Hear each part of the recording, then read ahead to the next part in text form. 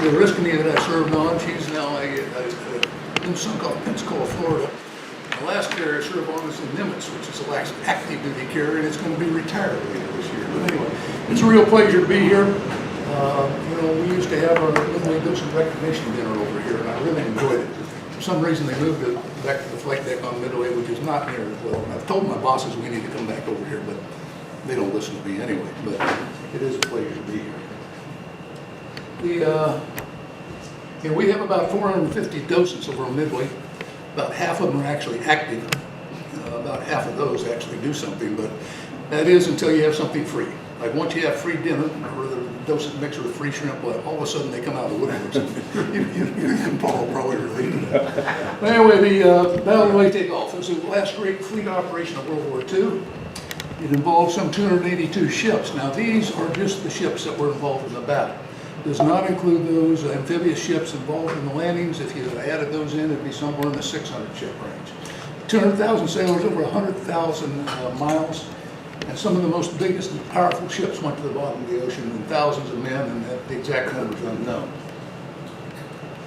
Now, the Battle of Leyte Gulf, though, tends to be less well known than any of the other battles. And to explain that, I need to go back and review some of the early battles. So first of all, the Battle of the Coral Sea was the first carrier battle in history.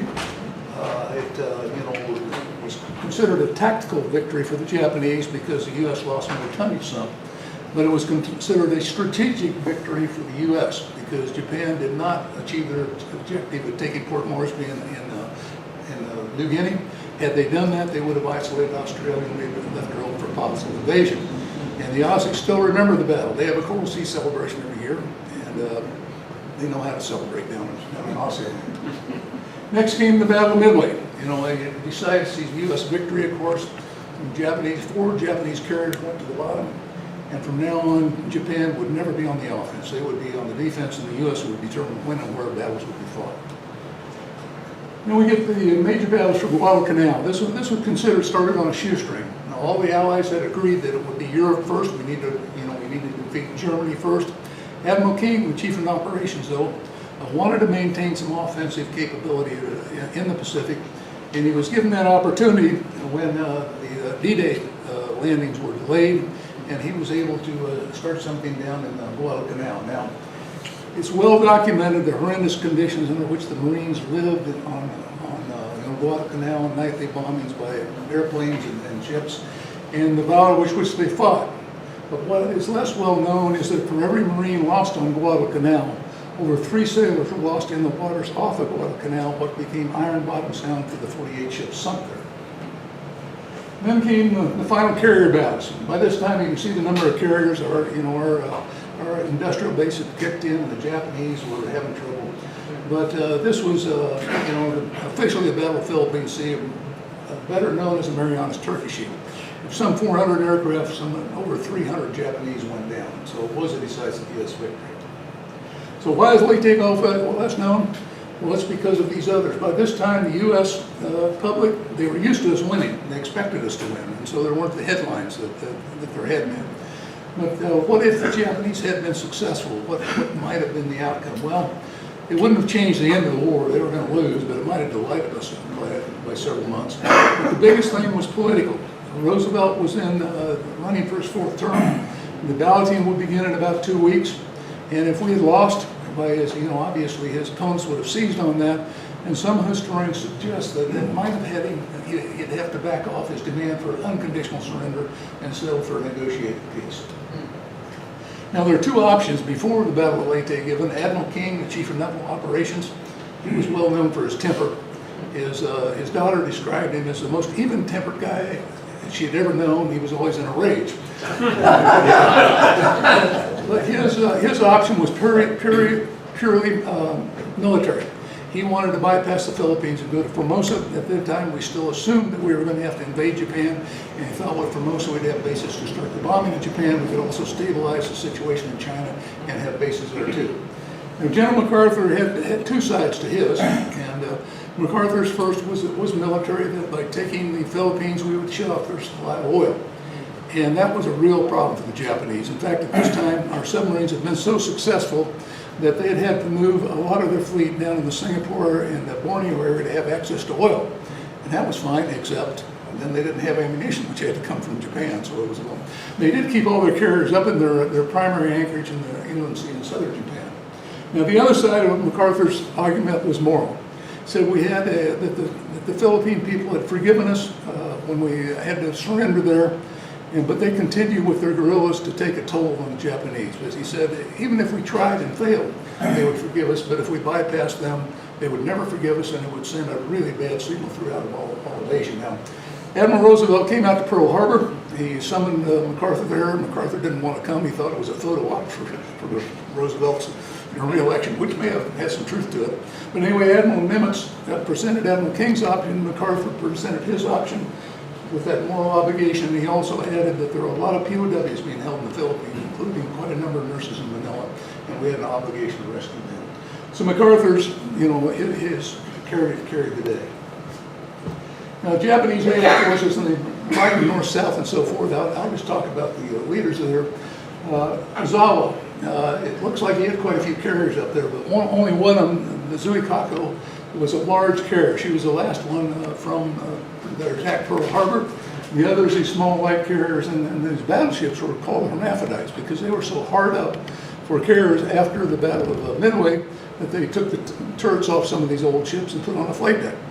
Now, they could only launch, they couldn't land, but that was kind of okay because most of their pilots were not well trained enough to land on a carrier they could only take off. And the pilot training also been dealt another blow because Admiral Halsey's carriers had attacked Formosa, and the Japanese sent most of their airplanes from both the Army and the Navy down there, and they lost almost 500 airplanes. And they also lost a significant number of pilots.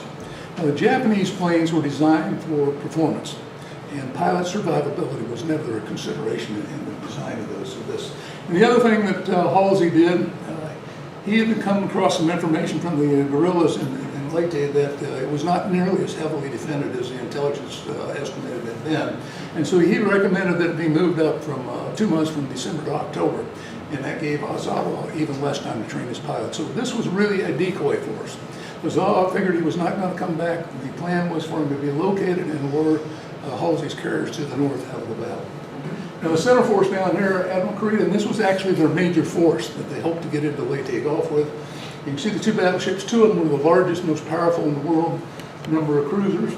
And he was going to, there's only two ways you can get to Leyte Gulf. You're approaching from the west, the San Bernardino Straits to the north, and now I always forget the name, I'll get down here to the south. So they had planned a pincer attack up there. Now, initially, Kurita was actually had this southern force of Nishimima in his, but they were old at World War II, really slow, and so he detached them to come through the southern Sarayaga Straits, and it was really as much of a decoy as actually being able to attack because he figured that would pull them away from them. Now, the second stranding force actually had to sail out of Formosa all the way down there.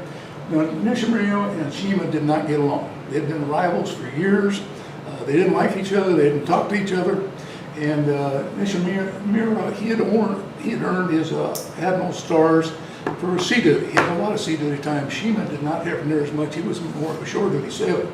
So they did not combine them. Had they combined them, Shima would have been in charge and would have been the less qualified. And they didn't even have direct communications between them, so they didn't like talk to each other at all. Now, as far as the U.S. naval forces, you had Admiral Halsey there, 9 large carriers, the small carriers, almost 1,100 aircraft. His large carrier, he was split in 3 groups of 3 carriers apiece, and you can see almost 1,100 aircraft in there. Now, the battleships, New Jersey was his flagship, so that's where he hung his flag in there. 7th Fleet with Vice Admiral Kincaid, and he was in charge of the landings on Leyte Gulf. He had with him the 18 carriers of Taffy 1, 2, and 3, which would play a significant role in here. In charge of that was a Rear Admiral Sprague. He was in charge of Taffy 1, all the Taffys, but he was embarked in Taffy 1. Taffy 2 was a Rear Admiral Stump, and in Taffy 3 was another Rear Admiral Sprague. They had the same spelling of the name. They'd been classmates at the academy, but they were not related.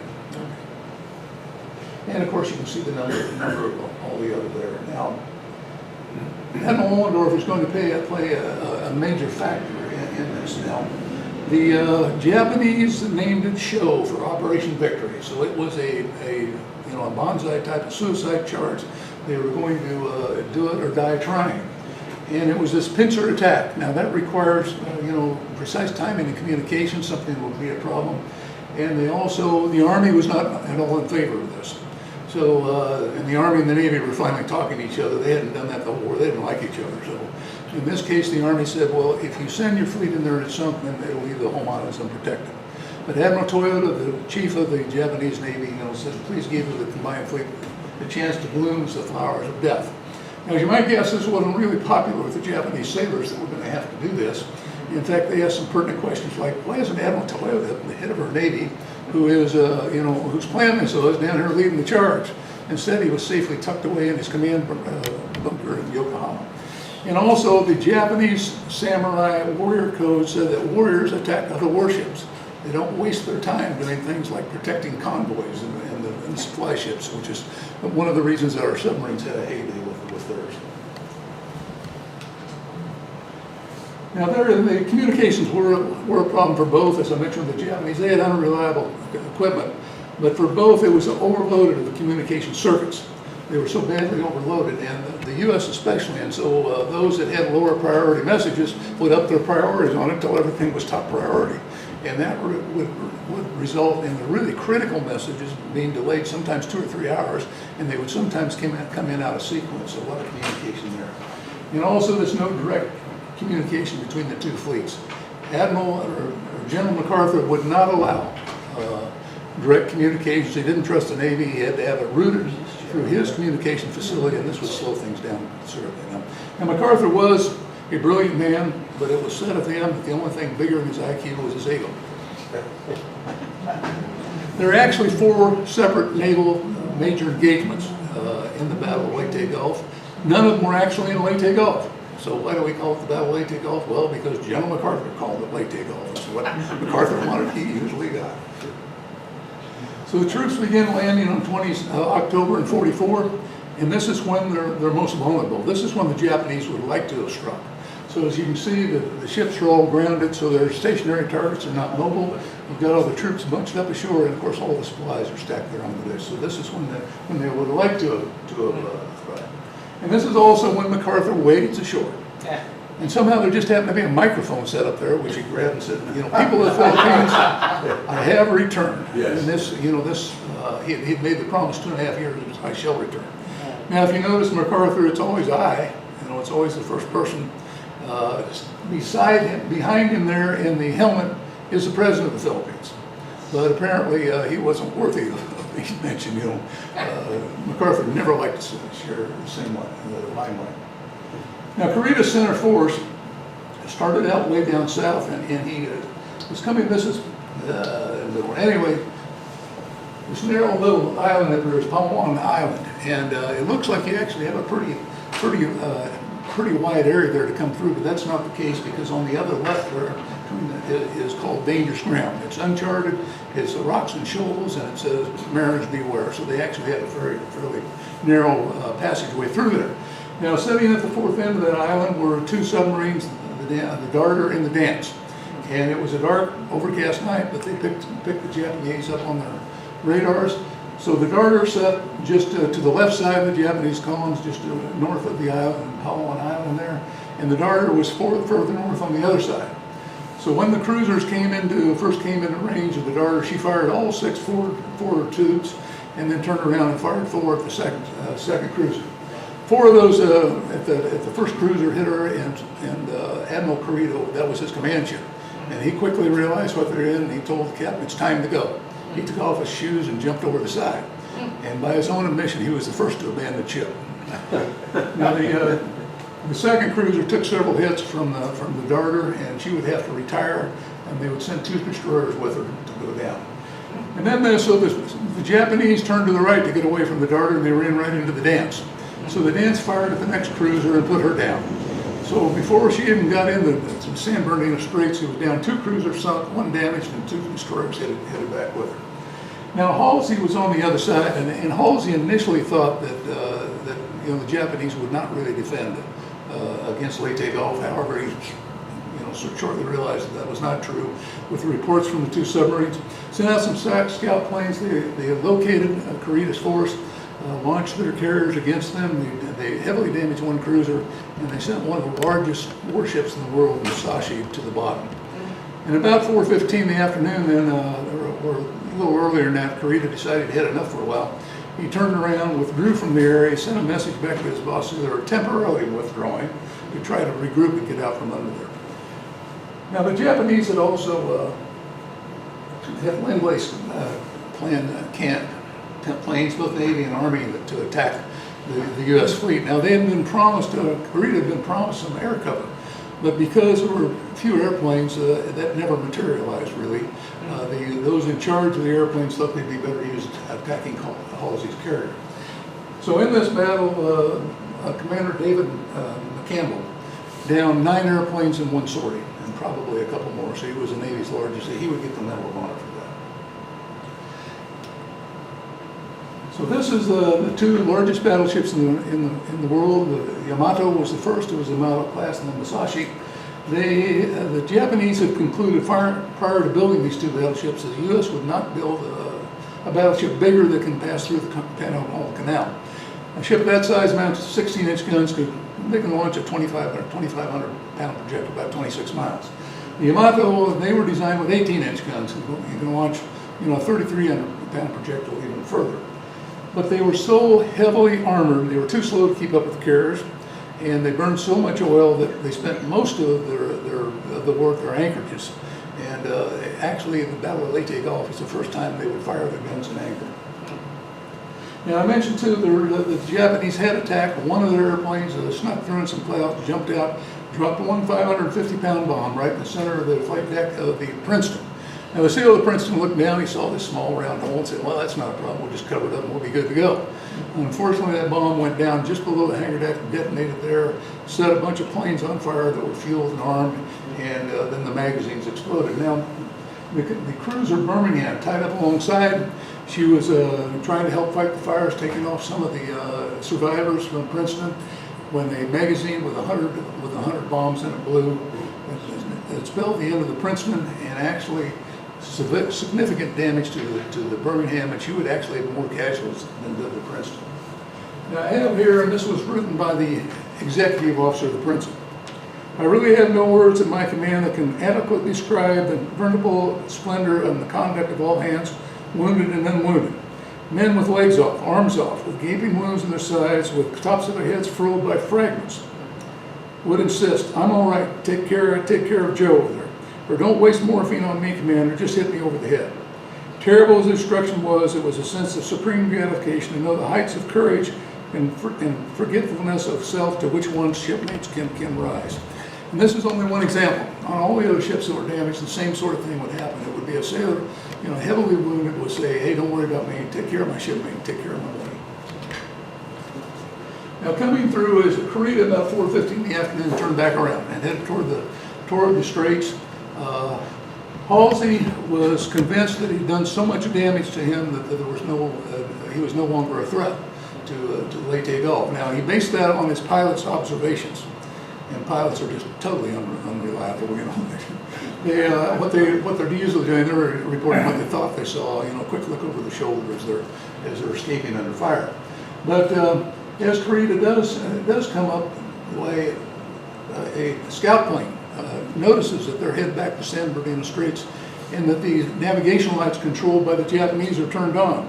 So several of Halsey's subordinate commanders are very concerned that it's a mistake to leave San Bernardino Straits unguarded. They contact his flagship, inform him of this, and the reply they received from staff officers, yes, we have that information. What they did with it remains to be seen. Now Halsey has sent a message out, and this is a fleet-wide message copied by all units, including Kincaid, Admiral Nimitz, and even Admiral King back in D.C. And he says Task Force 34 will be formed. There will be four battleships, 5 cruisers, a bunch of destroyers to guard San Bernardino Straits. So everybody thinks that this task force in the San Bernardino Straits are guarded. But then Halsey gets on a short-range talk between ships' radios and tells his own forces this task force will be formed when directed by him, so it is never actually formed. Now down in the Surigao Straits, and I mentioned also how these two didn't like each other and didn't have any communications between them, but, and this is kind of a decoy. Now they're only about 80 miles from as they enter the straits there. Ollendorf is in charge of the battle force for Kincaid, and he's able to set what's called a trap called crossing the T. Because the straits are so narrow, the Japanese have to come in a column with 4 destroyers out front, followed by the 2 battleships, and then the cruiser Megami behind. Now, so that allows Ollendorf to put his battleships and cruisers broadside to him. So the Vietnamese, I'll get it straight.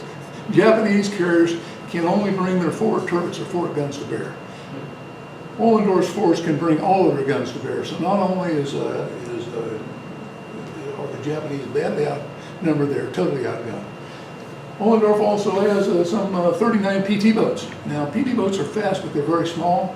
They're made of plywood. They did have torpedoes. They all attacked. They launched all their torpedoes and did not get one hit. Okay. Several of the PT boats were damaged by gunfire from the Japanese, and one would go down. But the most important thing the PT boats did is they kept Ollendorf informed of the formation of the Japanese and the position of where they were. Now Ollendorf had also put destroyers on either side, and with their more shallow draft, they were able to hug the shoreline. And since it was nighttime, the Japanese radar would not be able to distinguish them from the mountains and the hills behind them. So and Ollendorf had also told his destroyer COs, do not use your guns, that will give away your position, use only your torpedoes. So they attack multiple hits, and the Fuchsia goes to the bottom. Now, Ollendorf does have one problem. His loadout of weapons is not ideal because he was going to be in support of the landings. Most of his ammo is HE rounds for supporting the troops ashore. He has a limited number of armor-piercing rounds. So he has told both his cruisers and his battleships to wait until they're well within range before they open fire. Now, when they do get within range, this is going to be payback time for 5 of these battleships, because 5 of them were at Pearl Harbor and damaged there. 2 were actually sunk and refloated, and they've been totally upgraded, so they have very accurate targeting radar. So when they do open fire, the Yamashita there is hit by multiple rounds, and she basically disintegrates and is out of sight in just a matter of a few minutes with fewer, if any, survivors. The Megami is also hit and set afire. Now, in 15 minutes, the northern force, the Yamashita force, is totally annihilated. Now Shima is coming up behind him. Shima, as I mentioned, they have no communication, so he doesn't know what's going on. He even passes one of the Shima's destroyers that's damaged and doesn't even bother to try to contact and see what's going on. And then they see the Megami, and she is in the last of her 9 lives. She was heavily damaged at the Battle of Midway, rebuilt, and here to fight again, but not for long. But when Shima approaches the Megami, he sees how badly she's hurt, thinks that she's dead in the water. She's actually making way on one screw, and Shima manages to run into her. And then Shima makes what naval historian Samuel S. Morrison called the most intelligent decision of any Japanese commander in the entire battle. He makes a 180 and skedaddles out of the area. Before you go, could you go back and just show me what you mean by the T, crossing the T? The T is up here. Okay, they're coming up. The T is up here. Okay, so you've got this up and then a T going across. Okay. So the defense is... Yeah, defensive side, and they've got all their guns can bear. Oh, I see. Okay, got it. Doesn't have, this is only the second. It'll be the last battleship engagement in World War II, and it's only the second one. There was another one in the I got it. Okay. Now Korea, he comes out of the Gulf or out of the Straits. It's early morning still, a little before sunrise. He expects to be met by a major force. In fact, it's open season. He can't believe it. So he turns south and heads toward Leyte Gulf. Now, standing between him and Leyte Gulf are only these escort carriers of Taffy 1, 2, and 3. Taffy 1 is further south. She will be out of the battle because she's too far away. Taffy 3 is closest, and she will actually be the first one to get notification of the Japanese forces. A scout plane just before sunrise, or about sunrise, notifies Admiral Sprague and Taffy 3 that there are 4 battleships, 5 cruisers, 5 enemy cruisers, and a bunch of destroyers headed to his position at 20 knots. Well, Sprague says, tell that pilot to, re-identify those, because once again, you can't trust pilots, But he thinks they're probably part of Korea's force that he's seeing. But the pilot comes back very quickly and says they have pagoda masts. So there's now no doubt that they are Japanese ships. But Sprague is up to the task. As soon as he gets that information, he tells his carriers all to turn into the wind and launch all aircraft they have, no matter what they've got. Some have depth charges, some have a few bombs, some have some 50mm, some have no ammunition at all, but he tells them all to get airborne. Now the other thing he tells us is the destroyers to make smoke, to mask them from the Japanese, and this turns out to be very valuable. It's kind of a misty morning, so that and the smoke makes a good thing to hide behind. Now Korea, as the sun has come up and these masks come across the high, and they have the Japanese are known for their sharp-eyed lookouts, and so they quickly identify these masks as carriers. But the Japanese have no knowledge that the U.S. has these small escort carriers. They think the only thing we have are the large attack carriers.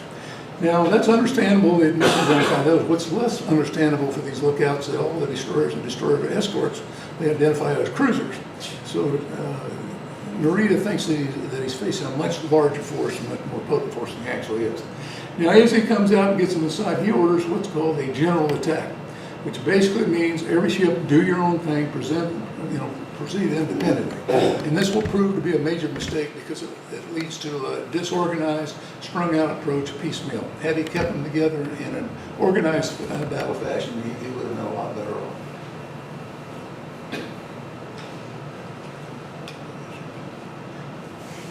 Now there's actually a book called The Last Stand of the Tin Can Sailors, and it's an excellent read. These DEs, they're less than half the size of an attack carrier. They carry 25 to 30 airplanes. They're very thin skinned, and on a good day with a tailwind, they can make about 17 knots, which is half of what some of the cruisers and destroyers of the Japanese fleet can make. And as you can see, the sailors say they stand for combustible, vulnerable, and expendable, which is, pretty well true. Now, most of them, the first few are made on freighter hulls, which are very thin.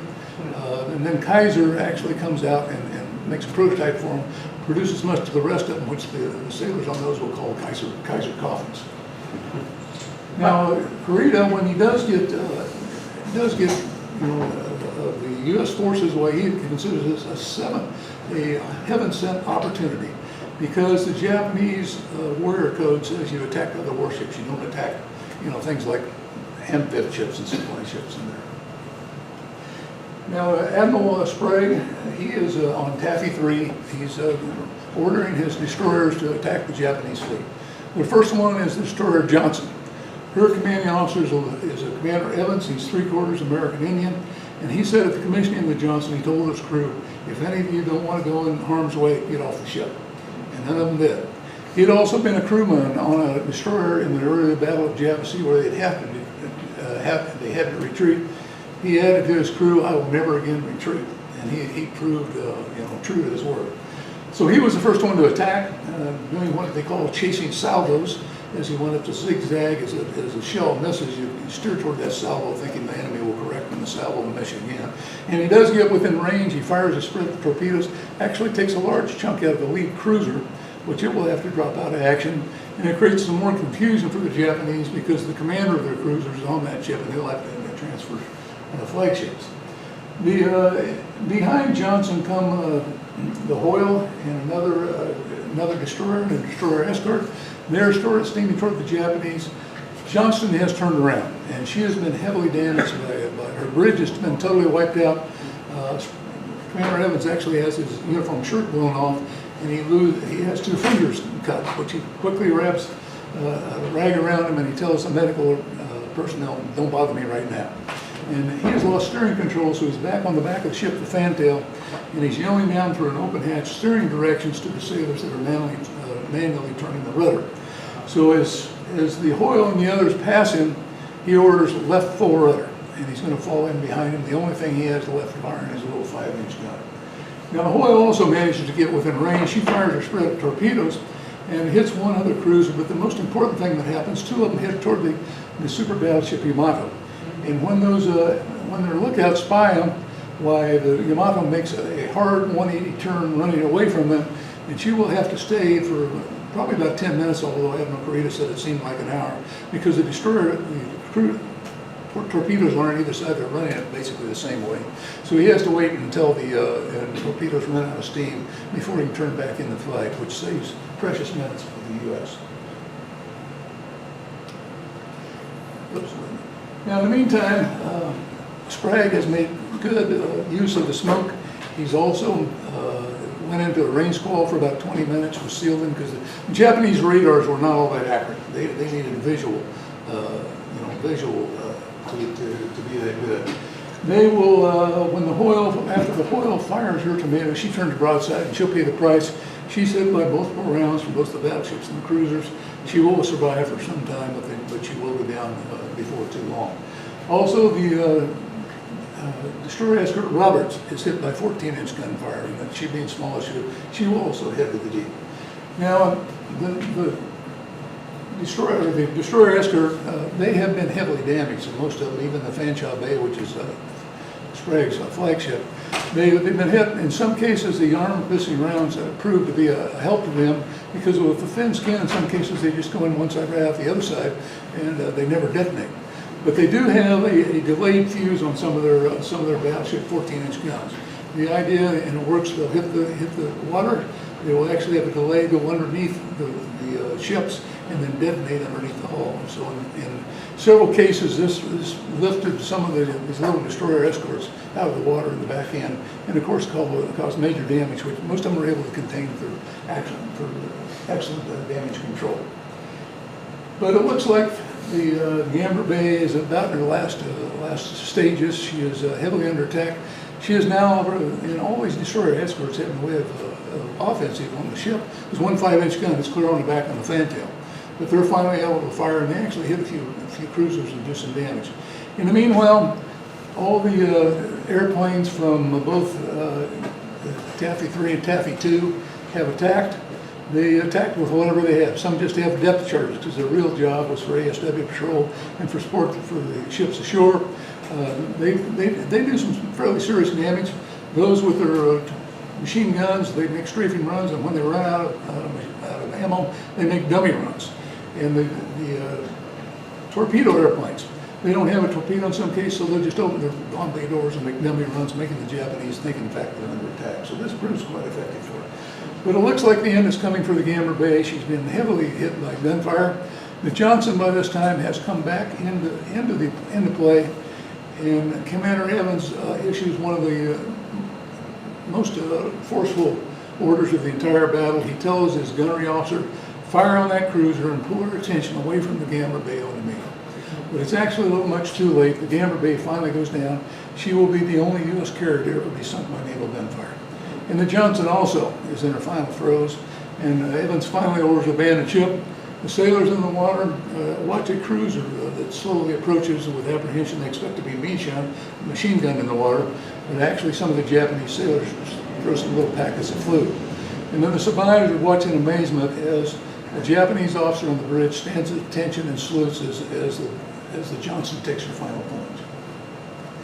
Now at this point though, Admiral Sprague, when this first started, said he saw the Japanese fleet, he said, I think we'll probably last about 15 minutes. But with keeping them what's called a stern chase, where they have to go the further distance, why he's managed to fly for over 2 hours. But now it looks like their luck is about run out. But suddenly the Japanese guns, they go silent, and the Japanese fleet turns away. And that causes a sailor on the signalman on flagship to yell, damn it, they're getting away. So why did he turn around? Well, Carita, even in interrogations after the war, gave conflicting reasons. Initially he said, well, he was pretty sure the landings were over and he couldn't really do any damage if he got in the Leyte Gulf. And that would be true, but he had no way of knowing that. He also said that he thought that there was a force to the north of him because of gauge. And actually there has, but it was Halsey's up there. And of course he was so far away. Now, both Sprague and Kincaid had made increasingly, desperate calls to Halsey for support, telling him what kind of shape they were in. But as the Japanese fleet did go away, there's still 2 ships to be damaged. This is the first use of their Special Attack Corps, otherwise known as kamikaze pilots, the first organized use of them. They will attack, they will damage 2 of the escort carriers, but the St. Lo is the first U.S. carrier to be sunk by kamikaze suicide attempts. Now the St. Lo, 2 weeks earlier, had been named the USS Midway. After the Battle of Midway, they named her in commemoration of the battle. When the present Midway was on the drawing boards, they wanted to name their biggest warship after the biggest victory. So they changed the name to the escort carrier to St. Lo. Now back in the sailing days, when ships were wood and men were iron, my sailors were very superstitious. And one of the biggest superstitions was bad luck would rename your ship. So in this case, that proved to be true. Now Halsey, meanwhile, he'd received these messages and they came in out of order because of the overload. And he expressed, he said he was surprised that Kincaid had actually let this happen. But the other one that's very concerned is Admiral Nimitz. And he is very good about staying out of things with his on-scene commanders, trusting to their judgment. And finally, even he has to weigh in because he doesn't know where Task Force 34 is. So he sends out this message, where is, and repeat is for emphasis, where is, repeat, Task Force 34. Now that's the message he wants sent, but when the communicators get it, they put nonsensical padding for communication sturdy on either end, and it's separated by a double constant. So it says, as the turkey trots, GG, where is, repeat, Task Force 34, are the world wonders. Well, when this comes in the communication shaft on New Jersey, the communicators are supposed to remove that padding. And they do remove the front padding, but for some reason they don't take off this as the world wonders. So when it's given to Halsey, he flies into a rage. He says, what right does Chester have to send me a message like this? He throws it to the deck, throws his hats down, he's stomping out, he's totally out of control, so much that his chief of staff grabs him and says, what's wrong with you? Get a hold of yourself. And they hustle him off to the admiral's cabin. And they're in that cabin for almost an hour. When they do come back, Halsey has finally settled down. He says, I hate to let go of something when I have my teeth in it, but he does order his ships to turn around, or his battleships and cruisers to turn around. Now, had he made that order when they first got these messages an hour earlier, he would have had a good chance of trapping Kurita as he came out of the eastern end of the straits. But that extra hour made the difference that he could not even catch Kurita. After the war, Halsey would maintain the only mistake he made during the battle was turning around. He never would admit that leaving the straits unguarded was a mistake. Now, the last carrier of the Japanese to be sunk was the Zuikaku, the last carrier to attack Pearl Harbor. And as you can see here, the list she's in, the crew is saluting as her flag is ordered, and they're playing their national anthem. So what are the final casualties? Well, as you know, 11 warships, Princeton, of course, the escort carriers, Hoyle and the Johnson, and a destroyer escort, the same would be a Roberts that went down in a hurry after she was hit with 14-inch gunfire, and the one PT boat. Now, 4 others damaged, including the USS Darter, one of the submarines. And it was a dark, overcast night when they were attacking, and so they only had dead reckoning. They couldn't get a good position. The Darter ran hard aground, so hard that her crews were actually up out of the water. They set their demolition charges, which failed to explode for some reason. So they had to take the whole crew on board the Dance, or the Darter, and that wreckage still sits there today. So if you want to go to the Philippines, I guess you can go see it anyway. But you know, World War II submarines were very small, very cramped to start with. So with a double crew on this submarine, it was not a comfortable trip as they headed back to their base in Australia. And more than 1,600 sailors were killed, but this would have been much worse if it were not for Captain Charles Adair. He was a planner on the admiral's staff, and he was as he was working, he saw a notice come up about survivors, and he wondered if there was any rescue operation in place. He quickly found out there wasn't, so he organized a rescue operation with primarily small landing craft type ships. And they set out in the day. They wanted to get there in the daytime so they wouldn't run over any at night. Due to some garbled coordinates, they head in the wrong direction. It would be nighttime before they got there, but they would rescue some 1,200 survivors, which probably would not have survived another night in the water. Now, as for the Japanese victory operation, it didn't quite turn out that way. So you can see the last large carrier, all these cruisers, the battleships. So their number of casualties is actually unknown. It's estimated in the 10 to 12,000 range. But the Japanese Navy at that time would cease to exist as an offensive force. Now, I always have to pitch Midway. If you haven't been over there for a while, we do have one new event, the CEIC Inside Naval Intelligence. It's a new exhibit. It just opened recently. Our CEO is kind of his brainchild. He flew in A6s in Desert Storm. So they have a whole planning operation, go and try to plan a strike in Desert Storm. As mentioned, I've flown over 2 on combat missions. I played that 3 times and I failed miserably all 3 times, so it's kind of a hard one to play. And we're also, like you all, looking for volunteers. We welcome anybody.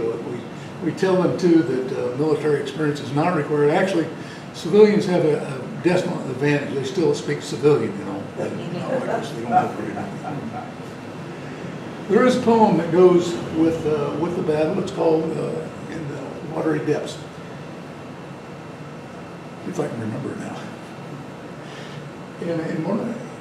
In watery depths, no poppies blow, no crosses stand in order to grow. Their young hearts sleep beneath the wave, the spirit, the good, the brave. And stars are constant vigil keep for them who lie beneath the deep. 'Tis true you cannot kneel in prayer at a certain spot and think he's there. But you can to the ocean go, see whitecaps marching row on row. No one for him will always ride in and out with every tide. And when your span of life is past, they'll meet you at the captain's mast. And those who mourn on distant shore for sailors who come home no more can dry their tears and pray for these that rest beneath the heaving seas. For stars that shine and winds that blow, and whitecaps marching row on row, and they can no longer lonely be, for when they live, they chose the sea. And with that, if you got any questions, I have all sorts of answers. They may not be questions.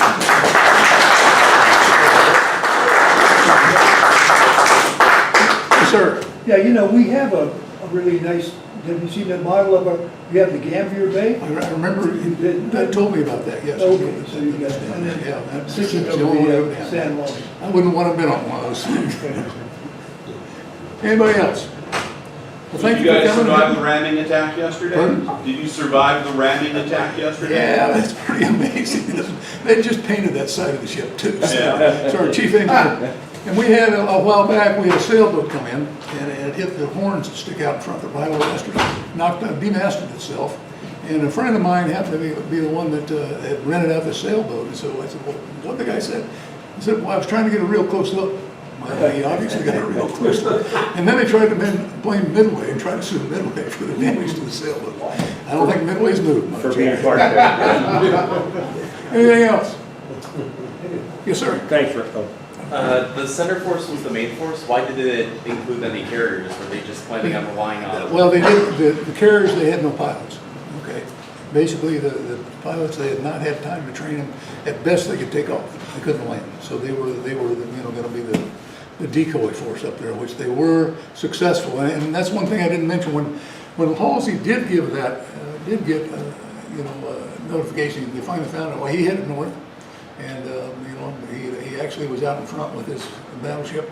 And this was something he had wanted since his days as cadet, a major battle. He had missed out on the Battle of Midway because he had shingles was out. He had missed out on Guadalcanal. And so he was after this and he considered this, his biggest disappointment. Anything else? All right, well, thank you very much. Thanks, Ray. You're welcome. Very good. Okay, we will do this in August.